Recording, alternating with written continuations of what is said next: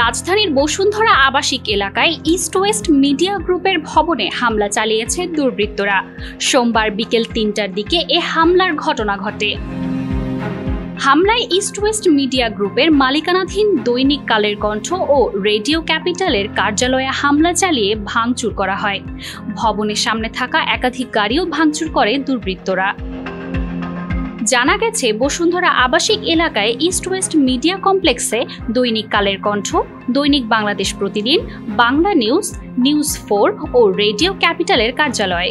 বিকেল ৩টার দিকে ৭০ থেকে ৮০ জনের একটি দল লাঠিসোঁটা নিয়ে অতর্কিত হামলা চালায়। দুর্বৃত্তরা কমপ্লেক্সের নিচ তলায় ভাঙচুর করে।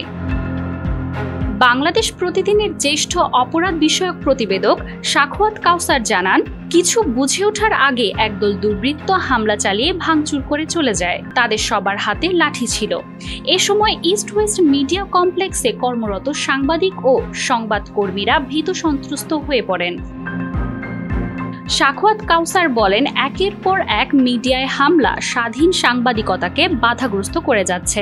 এ বিষয়টির এখনই সুরাহা করা প্রয়োজন। সাংবাদিকরা যাতে নির্বিঘ্নে তাদের পেশাগত দায়িত্ব পালন করতে পারেন, এজন্য তাদের নিরাপত্তা নিশ্চিত করা জরুরি। মাজু মাফরুজ নীলিমা, নিউজ নাও 24।